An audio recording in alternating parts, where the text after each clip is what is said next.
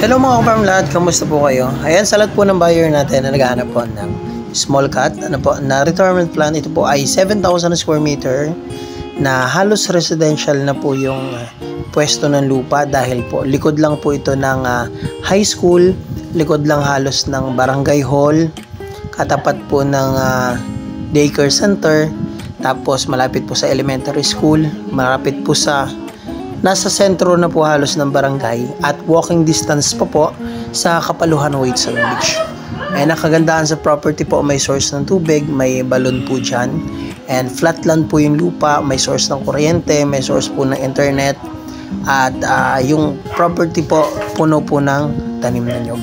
At safe na safe din po sa NPA mga ka-farm lot dahil ang pwesto po, yung mismong property ay dati pong kampo ng sundalo, pero wala na pong kampo ngayon dyan dahil safe na po. Wala na pong NPA. So yan mga ka-farm lot, napakaganda niyan. So ito naman mga ka-farm lot yung dagat po ng Kapaluhan. Low tide po ngayon. Ito po yung isa sa portion ng pwede nyo puntahan na part ng dagat ng Kapaluhan White Sand Beach na makikita nyo na talagang walang kabato-bato. Napakaganda po ng dagat sa Kapaluhan. So low tide lang, na-check po natin. And mamaya, may ibang portion dyan na may mga bato-bato, meron namang walang kabato-bato. So yan, mamaya pupuntahan natin from property, going to dagat, going to high school. And mamaya makikita nyo. Pero sa ngayon, balik muna tayo sa property para ipakita ko pa po yung mga pagitan. So ang boundary po nito ay may mga mahogany dyan. Yan. Basta ang sakop po nito, mula doon, sakop po yung mga nyug na yan. Yan. Hanggang doon po, sakop yan. Tapos, hanggang doon. Bago dumating sa bahay na yun, sakop yun. Tsaka yan. So, papalabas po tayo. So, ito mga ka-farm lot yung sakop mismo ng property pa. So, ang babaybay naman natin yung road right of way. So, dito po tayo dadaan. Na po. Ayan.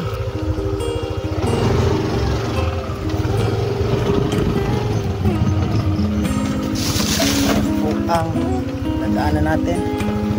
Yan, pasok po dito ang 4 wheels. Yan.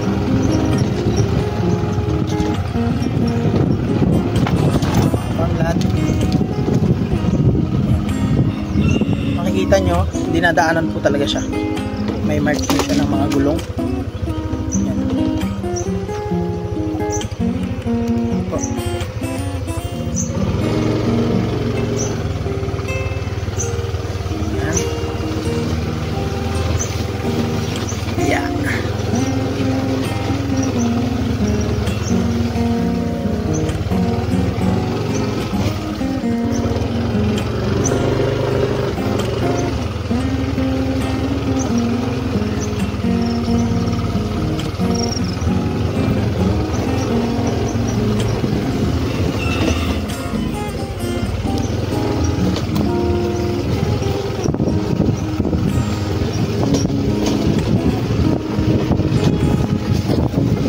So ito na po yung exit papunta po mismo dito sa main road. Ayan. At paglabas naman po natin dito sa main road, ayan, ito na po yung high school ng Barangay Kapaluhan. Kaya kung ang mga buyer po natin ay merong mga estudyante, ayan, pwede po ditong tumira dun mismo sa likod. Kasi yan, high school po yan mga ka-farm lot. Yan yung barangay hall. Ayan, may sayawan po ngayon. Fiesta. Yan po yung barangay hall, basketball court. At papunta naman tayo dito sa elementary school. Kaya kung ang buyer na makakabili doon ay may nag-aaral din na elementary school, pwede rin dito. At kung ang mga farm lot natin makaka-avail dyan ay hanap ay retirement plan, tamang-tama rin naman ang property dahil flat land at tahimik yung lugar and malapit po sa dagat. Ayan po yung elementary school. So ngayon, papunta po tayo sa dagat. Kapag yung buyer na makaka-avail sa atin dyan ay mahilig po sa dagat, ayan, papunta po tayo sa dagat. Ayan. Ito po yung pinakamalapit na dagat. Itong pupuntahan natin. Pero yung pinakamagandang dagat, dito po ang daan, didiretsuhin natin yan. Pero sa ngayon, papakita ko po yung malapit na dagat dito sa property. Ayan. At kung kayo gustong bumili ng isda, dito po dumuduong yung mga manghingisda natin. Kung gusto nyo bumili ng sariwang pusit, alimango, hipon, kasag, mga isda po. Ayan, dito po mura po ang isda dito kasi direct po tayo sa mga manghingisda natin dito po sa barangay mismo ng Kapaluhan. So dito po marami ding na tayo ditong naliligo. Itong pwesto na to, ito na po yung dagat. Ayan. Ayan na mga farmlat, nag-uumpisa ng mag high tide. Ayan. So yan mga ka-farmlat, ang dagat. Ayan. Pag high tide po hanggang dyan ng tubig, so marami dyan naliligo. And makikita nyo maraming mga bangka. So dito po dumuduong yung mga mangisda. So dito po kayo makakabili. Ano pa? Ayan. Ayan mga ka-farmlat, nandito tayo ngayon sa Google Earth. So search natin yung location of property. And search nyo lang po ay Kapaluhan. Ayan. Kapaluhan White Sand Beach. So lalabas na po yung barangay Kapaluhan. Ito po yung Kapaluhan mga ka-farmlat. So as of now, nandito po tayo. Ayan. Nandito po tayo sa huling part ng video. Ayan. Ano po? So wait lang, ilagay natin. Ayan. So bali mga ka-farmlat, mula dito sa dagat, pag going to property po tayo. Ayan. Pwede kayo mag-drive or pwede maglakad. Dito na po tayo lumiko kanina. Ayan. Ito po yung elementary school na dinaanan natin.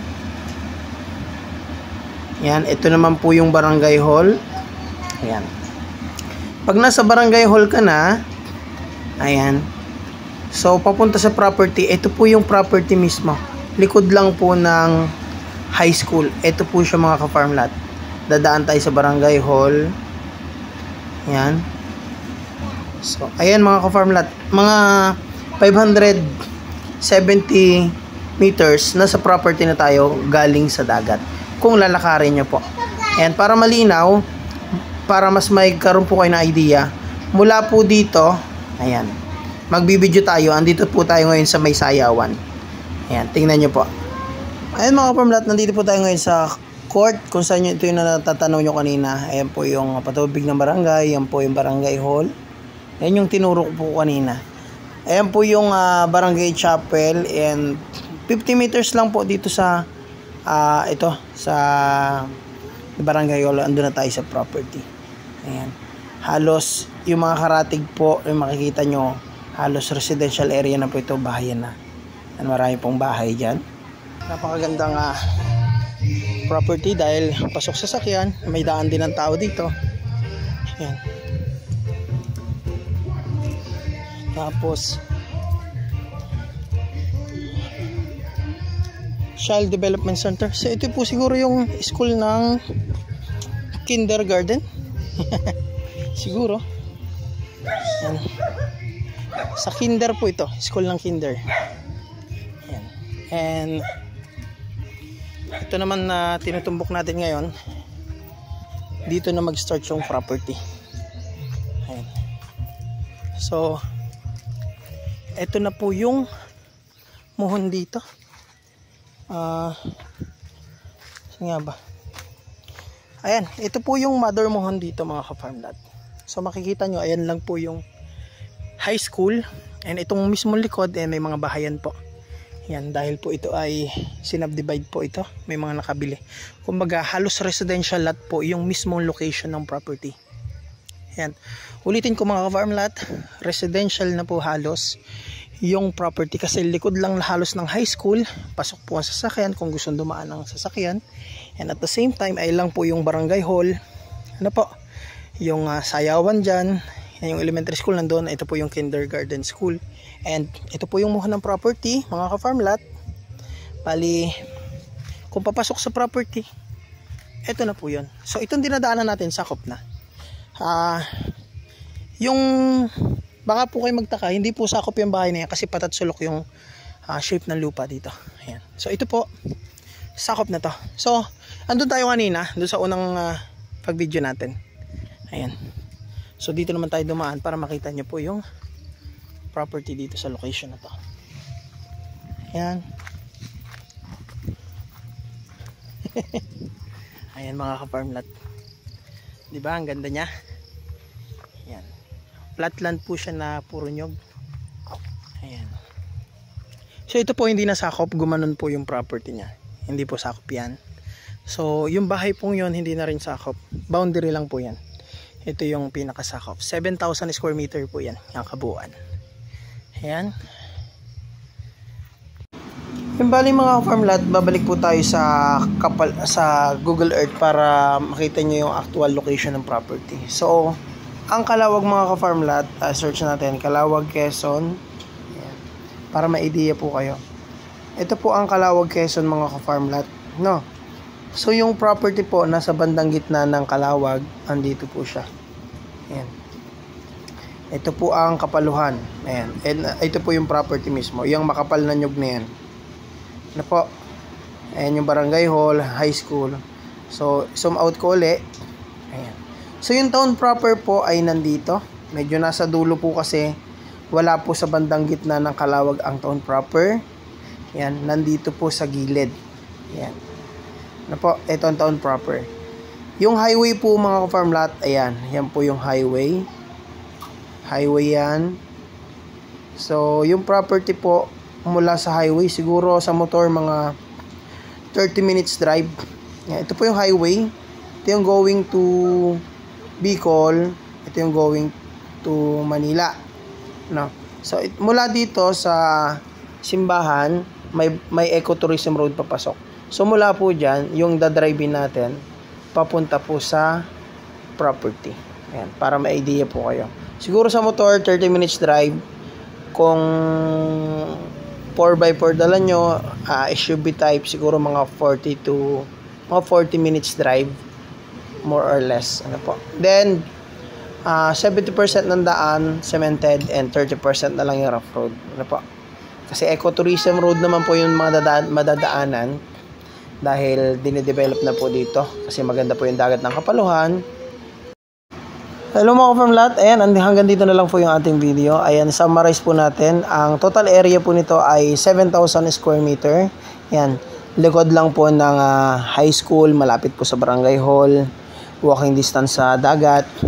Ayan, so flat land and along residential area. Kumbaga, halos mga katabi niya ay residential bahayan na po siya mga ka-farm lot.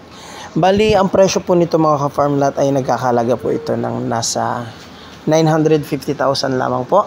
At ito po ay sabi ng seller before ay rights, pero yun, nag-tracing na po tayo, nagpunta tayo ng LRA, DNR, LMV. So nag-check na rin po tayo sa RTC and ayun, na-find out natin na tax declaration yung property.